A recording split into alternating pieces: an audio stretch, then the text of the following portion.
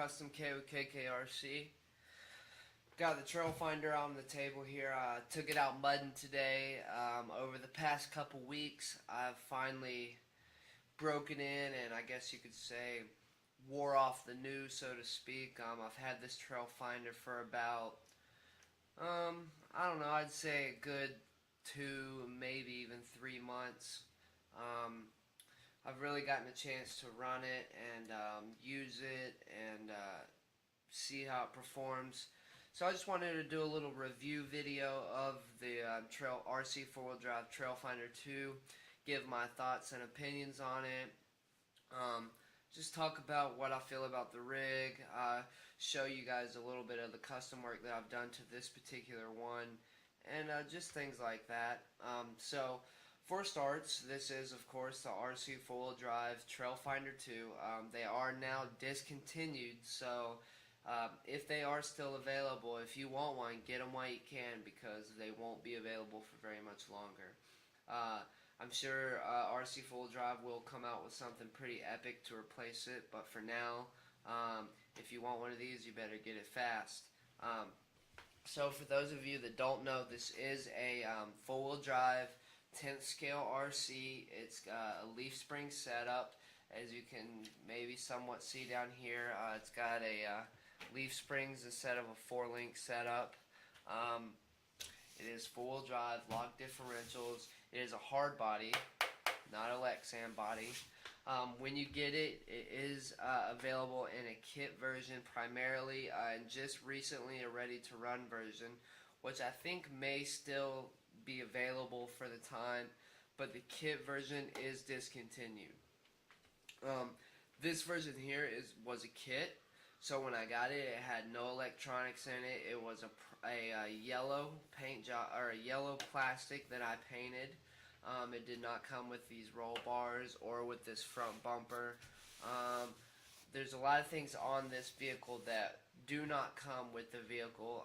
I can post up a picture of what the kit or what the ready-to-run version looks like. The kit, you know, the sky's the limit. Pretty much, you can make it your own. So, like I said in the beginning of the video, you know, I finally kind of, so to speak, wore off the new of this truck. When I first built it and bought it, I put so much time and effort into it, and you know, painting it, putting the custom pieces on it, and just spent so much time on this rig, more than I have any other RC, that it was somewhat of a shelf queen. I only took it out every now and then on dry days. I just ran it over light stuff. I didn't do anything crazy with it. Well, as time progressed and time went on, I slowly started taking it deeper and deeper into the woods and got it muddier and muddier and rougher and things like that. So I finally gotten to the point to where I run this thing pretty much, not quite like all my other RCs, but I definitely run it a lot harder than I would, or than I did when it was a new RC. So it's a great RC. It's very durable. I absolutely love it. Like I said, it is a hard body. Here in a minute, I'll pull off the body and show you guys what's underneath. But before I do that, I just want to go over the truck and a little bit of the specs, and tell you a little bit about my truck. So this is a Toyota, I believe it's a 86, let's see, or an 82 maybe, might be an 82, Toyota Hilux, 4-wheel drive. Of course, when you get it, it doesn't come with these emblems. I bought these separate. So the wheels are 1.55 wheel size, so they're a lot smaller, or a little bit smaller than the 1.9, so you're not going to have as much capability, for one, because of the wheels, also because it is a leaf spring setup. So you can do just the same things that you can with, say, an SCX10 or stuff like that, but it is definitely going to be a little bit more challenging, a lot more technical, and it's definitely going to take a lot more skill to drive over these things. A lot of the people that buy these rigs 4-link them, put 1.9s on them. I decided to keep mine stock, kept the 1.55s on them. These are B-lock wheels, so it's a 3-piece wheel. You have 2 pieces of the rim and a ring in the center. Pretty standard stuff. 155 wheels. When I bought this one, I decided to go with the orange just because it stuck out to me. I like it. This was my first paint job that I had ever done on an RC to this extent, you know. So I primed it, then I painted the black lines on the rig, and then I taped those off and painted the orange. Couple other modifications that I did to this to make it my own. I'll just go ahead and go over with you now. It comes with rubber, hard plastic mirrors. I swapped those out to rubber. These were the first thing that I broke when I went trailing. As soon as I brushed up against a rock or tipped over a little bit, those mirrors popped right off. Couple other things I did, I got these little locking hubs here, just a little accent piece to add some more scale realism to them. These silver emblems here. This steel headache bar or roll bar here on the back, which is steel, as well as the front bumper here, which is also steel. I've got the worn winch on the front, as well as some of these little hooks here, which can be purchased from RC4WD Drive in different colors, as well as the King Kong hook to go along with the worn winch on top here. And all this stuff here, keep in mind that I did paint. I had to paint all of this. So it takes a lot of time and patience to put something like this together. This is also a steel bumper, just like the roll bar. If we flip it over to the back here on the back side, you can see the toolbox here, which was just a Tractor Supply Code gift card box that I turned into a toolbox. Opens. I've got a couple scale items in there, as well as the scale items you see here. I'm not sure if you guys can see it back there, but there's a gun rack with a rifle and a shotgun in the window. And then also on the back here, I had to paint all these lights with clear paint.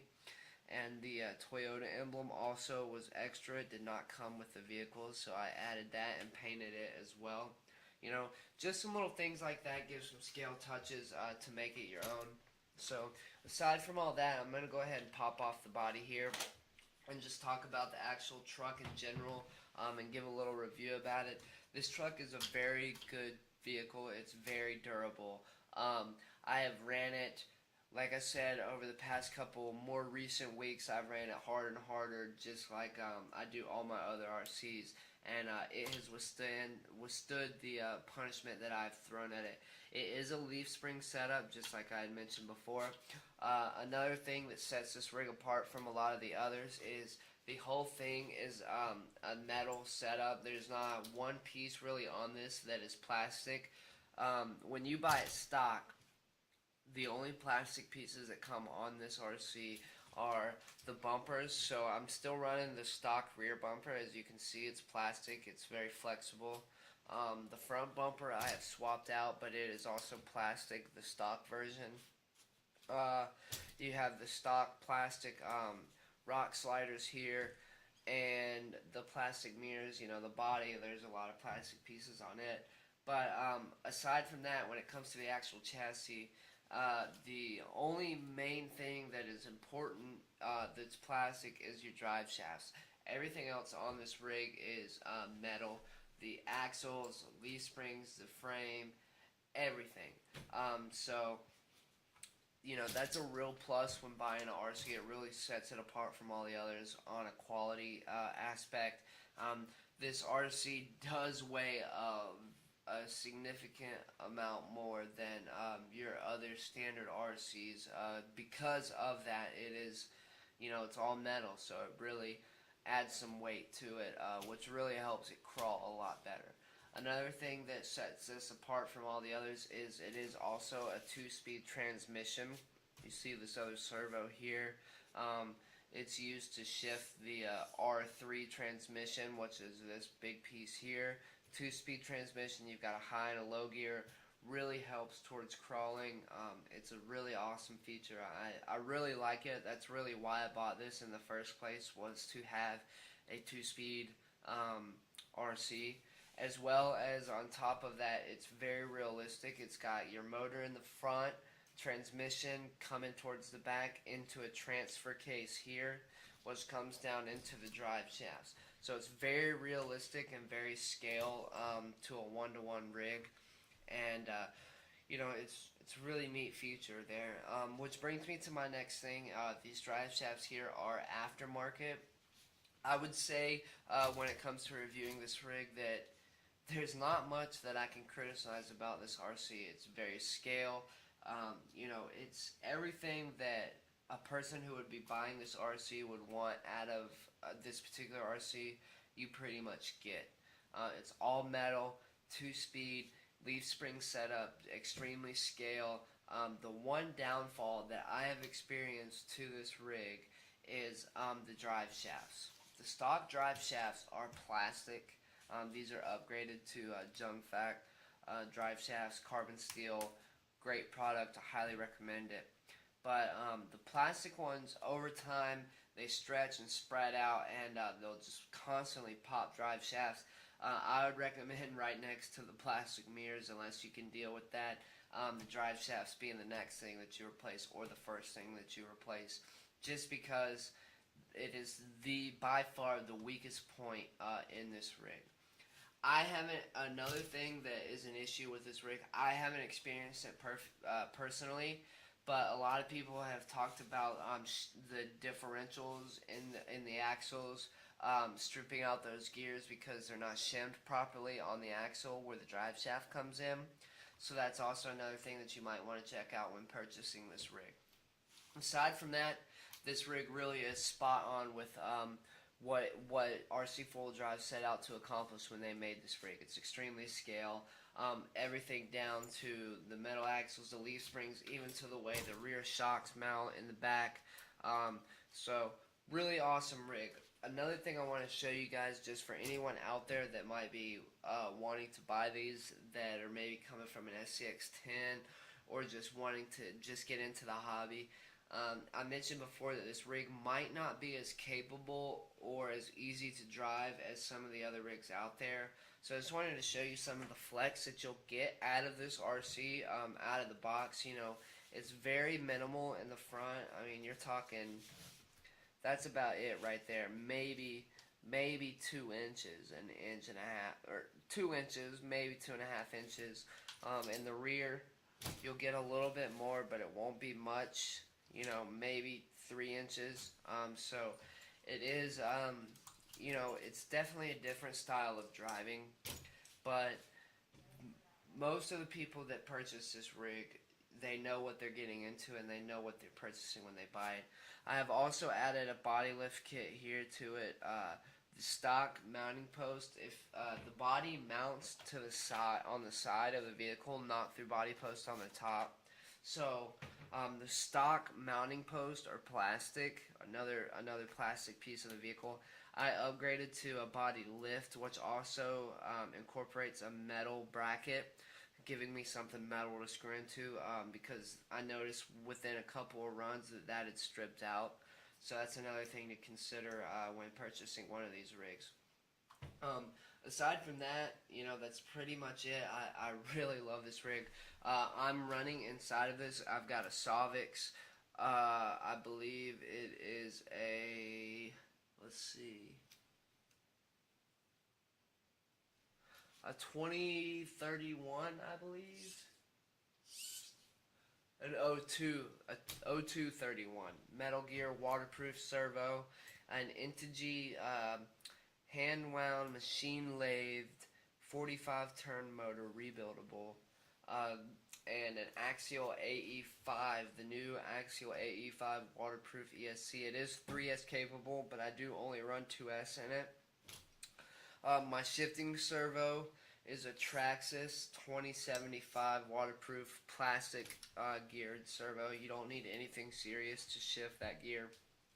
And in the back, I'm running a, I believe it's an Orange RX receiver. Or actually, no, I'm sorry. I'm running a stock waterproof Spectrum servo coming out of the back here. And, you know, that's pretty much it. On here, this box here is the wireless winch controller for the Warn winch up front. And that's it, guys. So I just wanted to kind of give, so to speak, an after-run review of this rig. It's been well over a couple months that I've gotten to run this vehicle, so I've really got some runtime on it and got to experience it and enjoy it. And you know, it gives me the ability to give a valid review on it, a valid opinionated review. You know, everyone out there is going to state something different and have their own opinion on each and every RC out there.